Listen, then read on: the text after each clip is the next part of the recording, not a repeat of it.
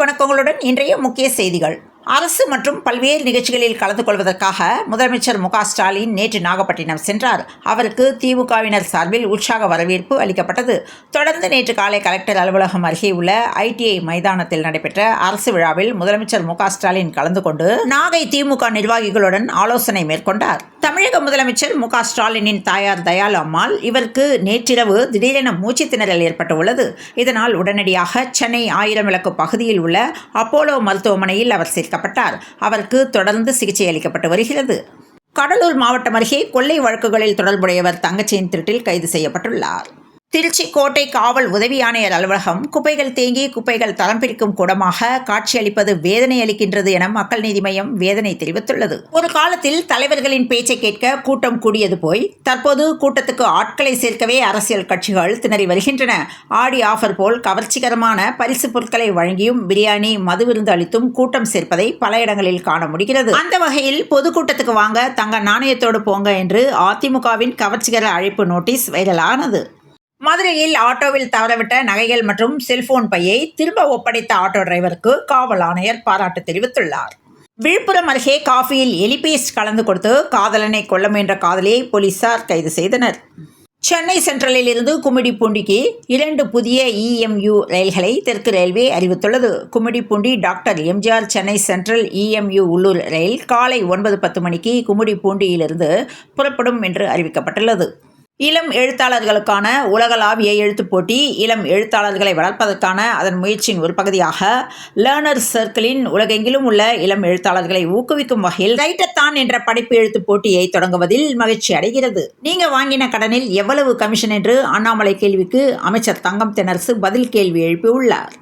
TV சீரியல்கள் மற்றும் விளம்பரங்களை முறைப்படுத்த சின்னத்திரை தணிக்கை வாரியத்தை உருவாக்கவும் அவ்வாரியத்தின் சான்றிதழை பெற்ற பின்பே அவை ஒளிபரப்பப்படுவதை உறுதி செய்யவும் உத்தரவிடக் கோரி உயர்நீதிமன்ற மதுரை கிளையில் வழக்கு ஒன்று தொடரப்பட்டது.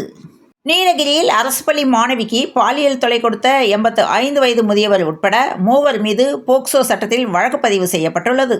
முல்லை பெரியாறு அணையில் தேசிய பாதுகாப்பு குழுவினர் 7ஆம் தேதி ஆய்வு மேற்கொள்ள உள்ளனர். ராமநாதபுரத்தில் கணக்கில் வராத ரூபாய் 5,60,000 பணம் பறிமுதல் செய்யப்பட்டது குறித்து ராமநாதபுரம் நெடுஞ்சாலைத்துறை உதவி கோட்ட பொறியாளர் அலுவலக அதிகாரிகளிடம் லஞ்ச ஒழிப்புத்துறை போலீசார் விசாரணை நடத்தி வருகின்றனர்.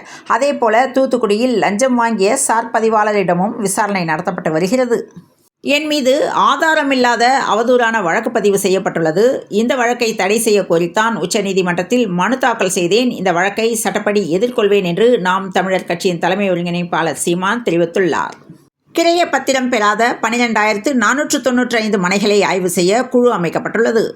அதிமுகவை நாங்கள் எதிரியாக பார்க்கவில்லை, உதிரியாக பார்க்கிறோம் என்று அமைச்சர் சேகர் பாபு கடும் தாக்கி பேசியுள்ளார். தமிழகம் மற்றும் புதுவையை சேர்ந்த மீனவர்கள் எல்லை தாண்டி மீன்பிடித்ததாக கூறி இலங்கை கடற்படையால் கைது செய்யப்படும் சம்பவம் தொடர்ந்து நிகழ்ந்து வருகிறது. அதோடு மீனவர்களின் விசைப்படகுகளை பறிமுதல் செய்து அரசுடைமையாக்குவது போன்ற நடவடிக்கைகளையும் இலங்கை அரசு மேற்கொண்டு வருகிறது. இதனால் மீனவர்களின் வாழ்வாதாரம் வெகுவாக பாதிக்கப்படும் சூழலும் நிலவி வருகிறது. கோரிக்கைகளை ஒன்றிய அரசுதான் நிறைவேற்ற வேண்டுமென அமைச்சர் அனிதா ராதாகிருஷ்ணன் பேசியுள்ளார். கனிம வள கொள்ளை காரணமாக தென்காசியில் 6ஆம் தேதி அதிமுக கண்டன ஆர்ப்பாட்டம் நடத்த உள்ளது. மீனவர்களை சந்திப்பதற்கு ஆளுநர் RN ரவிக்கு உரிமை இல்லை என்றாலும் வழிப்போக்கர்கள் கூறுவது போன்று கச்சத்தீவு விவகாரம் குறித்து பேசுவதை தவிர்க்க வேண்டுமென சபாநாயகர் அப்பாவு வலியுறுத்தியுள்ளார். திமுக கூட்டணியில் கருத்து முரண்கள் இருந்தாலும் கூட கட்டுக்கோப்பாக ஒற்றுமையாக இருக்கிறோம் என்று விடுதலை சிறுத்தைகள் கட்சித் தலைவர் திருமாவளவன் கூறியிருப்பது பரபரப்பை ஏற்படுத்தியுள்ளது. கடலூர் மாவட்டம் சிதம்பரம் ரயில் நிலையத்தின் வாயிலில் தமிழக அரசின் டாஸ்மாக் கடை அமைந்துள்ளது. இந்த வழியாகத்தான் சிதம்பரம் ரயில் நிலையத்திலிருந்து இறங்கும் அனைத்து ரயில் பயணிகள் மற்றும் சுற்றுலா பயணிகள் இந்திரா நகர் பகுதி மக்கள் சிதம்பரம் நகருக்கு வர வேண்டும். இந்த நிலையில் டாஸ்மாக் கடையால் சட்டம் ஒழுங்கு பாதிக்கப்படுவதாக கடையை அகற்ற பொதுமக்கள் கோரிக்கை விடுத்துள்ளனர். விக்கிரவாண்டி சார் பதிவாளர் அலுவலகத்தில் விழுப்புரம் லஞ்ச ஒழிப்புத்துறை அதிகாரிகள் சுமார் 2 மணி நேரத்திற்கு மேலாக சோதனை மேற்கொண்டு வருகின்றனர். அதிக லஞ்சம் பெறப்படுவதாக வந்த புகாரின் அடிப்படையில் இந்த சோதனை நடைபெற்று வருகிறது. திருநெல்வேலியில் தாய் உயிரிழந்த நிலையிலும் +2 மாணவன் தேர்வு எழுத சென்றுவிட்டு பிறகு இறுதி சடங்கில் கலந்து கொண்ட நிகழ்வு அனைவரையும் நெகிழச் செய்துள்ளது. உங்கள் கோரிக்கைகள் நிறைவேற்றப்படும் என்று மீனவர்களை நேரில் சந்தித்து முதலமைச்சர் மு க ஸ்டாலின் உறுதியளித்துள்ளார். சென்னை புறநகர் பகுதியில் இயங்கி வரும் தனியார் கல்லூரியில் மாணவி ஒருவர் 2ஆம் ஆண்டு BCA படித்து வந்தார். தஞ்சாவூர் மாவட்டத்தைச் சேர்ந்த இவர் கடந்த 28ஆம் தேதி தன்னுடைய தோழி வீட்டில் தங்கி சக கல்லூரி மாணவிகளுடன் சேர்ந்து நேற்று இரவு 9 மணி முதல் விடிய மது அருந்தியதாக கூறப்படுகிறது. விடிய மது குடித்துவிட்டு தோழி வீட்டில் உறங்கிய மாணவி மர்ம மரணம் அடைந்ததாக அதிர்ச்சி சம்பவம் நடந்துள்ளது. தமிழக நிதியமைச்சர் தங்கம் தென்னரசு, பாஜக மாநில தலைவர் அண்ணாமலை ஆகியோர் சமூக வலைதளத்தில் நடத்தி வரும் அறிக்கை போர் நெட்டிசன்கள் கவனத்தை ஈர்த்துள்ளது. மற்றவர்களின் மொழித்திறன் குறித்து விமர்சிக்கும் முதல்வர் ஸ்டாலின், தமிழகத்தில் அரசு பள்ளியில் பயிலும் 3, 5 மற்றும் 8ஆம் வகுப்பு மாணவர்களின் தமிழ் கற்றல் திறன் எப்படி இருக்கிறது என்பதை ASERின் சமீபத்திய அறிக்கையை படித்து தெரிந்து கொள்ள வேண்டும் என்று பாஜக மாநில தலைவர் அண்ணாமலை தெரிவித்துள்ளார். இந்தியாவின் கடன் தற்போது 181 கோடியே 74 லட்சம். நாங்கள் திருப்பி கேட்கலாமா என்று தங்கம் தென்னரசு காட்டமாக பேசியுள்ளார். உயரக போதைப் பொருள் விற்பனை செய்ததாக கோவையில் 6 பேர் கைது செய்யப்பட்டுள்ளனர். நேற்று நடந்த மொழிப்பாடத் தேர்வை 8,02,567 மாணவர்கள் எழுதினர். தமிழக வெற்றிக் கழகத்தின் சார்பில் வருகிற 7ஆம் தேதி இஃப்தார் நோன்பு திறக்கும் நிகழ்ச்சி நடைபெறும் என்றும், இந்த நிகழ்ச்சியில் தமிழக வெற்றிக் கழகத்தின் தலைவர் விஜய் பங்கேற்க உள்ளதாகவும் அக்கட்சியின் பொதுச் செயலாளர் ஆனந்த் தெரிவித்துள்ளார்.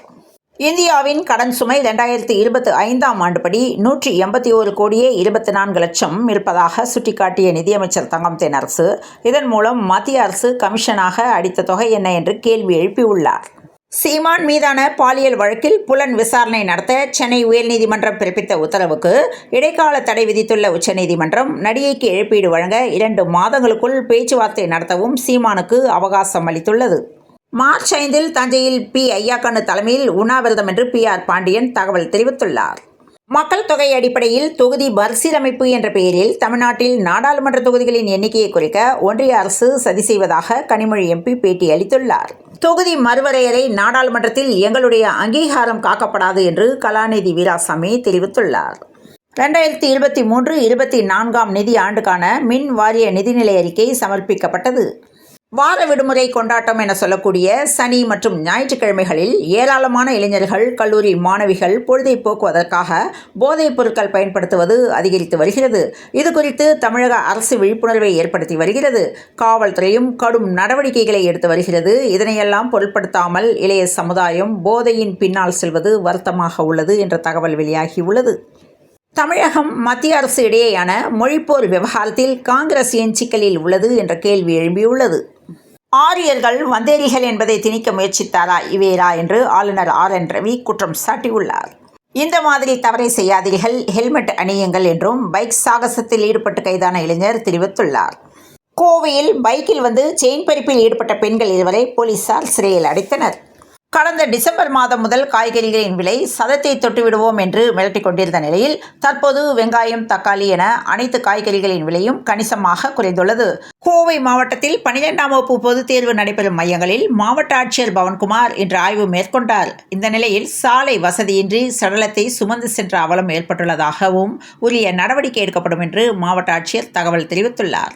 சீமான் பேசுவதை காது கொடுத்து கூட கேட்க முடியவில்லை என்று TTV தினகரன் காட்டமாக தெரிவித்துள்ளார். சாம்பியன்ஸ் டிராபி அரையிறுதியில் இன்று இந்தியா, ஆஸ்திரேலியா மோதுகின்றன.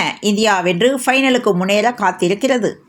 IPL கொல்கத்தா அணிக்கு புதிய கேப்டனாக ரஹானே நியமிக்கப்பட்டார். ஆஸ்திரேலியாவுக்கு எதிரான அரையிறுதியில் இந்திய அணியின் பிளேயிங் 11இல் மாற்றம் வேண்டாம் என்று ரவி சாஸ்திரி தெரிவித்துள்ளார். ISL கால்பந்து தொடரில் சென்னையை வீழ்த்தி நார்த் ஈஸ்ட் யுனைடெட் அபார வெற்றி பெற்றது. தங்கத்தின் விலை 2 நாளாக மாற்றமில்லாமல் விற்பனை செய்யப்படுகிறது. அதன்படி சென்னையில் இன்று 22 கேரட் ஆபரண தங்கத்தின் விலை ஒரு சவரன் 63,520 ரூபாய்க்கும் 1 கிராம் 7,940 ரூபாய்க்கும் விற்பனையாக உள்ளது. மன்னார் வளைகுடா மற்றும் அதனை ஒட்டிய பகுதிகளில் ஒரு வளிமண்டல கீழடுக்கு சுழற்சி நிலவுகிறது. இதன் காரணமாக இன்று தென் தமிழகத்தில் ஓரிரு இடங்களில் லேசானது முதல் மிதமான மழை பெய்யக்கூடும் என்றும், வட தமிழகம், புதுவை மற்றும் காரைக்கால் பகுதிகளில் வறண்ட வானிலை நிலவக்கூடும் என்றும் சென்னை வானிலை ஆய்வு மையம் தகவல் தெரிவித்துள்ளது. இந்த நிலையில் தமிழகத்தில் 10 மாவட்டங்களில் மழை பெய்ய வாய்ப்புள்ளதாகவும் சென்னை வானிலை ஆய்வு மையம் தகவல் தெரிவித்துள்ளது. தொடர்ந்து இணைந்திருங்கள் பிரபாஸ் கதவம் செய்திகளுடன். மீண்டும் மற்றொரு செய்தியில் சந்திப்போம். நன்றி, வணக்கம்.